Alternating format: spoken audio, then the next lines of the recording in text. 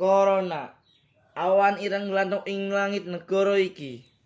Tandha yen negeri iki nandhang lara.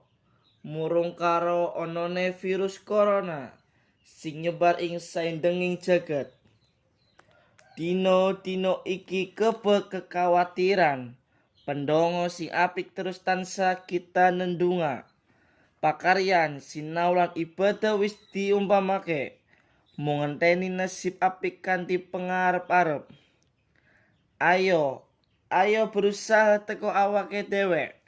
Ngapresiasi apa sing wis dialami. Tunduk marang segala peraturan negara iki. Peduli bab keselamatan jiwa raga iki. Matur suwun kanggo kabeh pengorbanan. Matur suwun kanggo kabeh ketulusan para dokter lan perawat ingkang wonten ing garda terdepan. Corona karo pakaryane dening Muhammad Irsyad.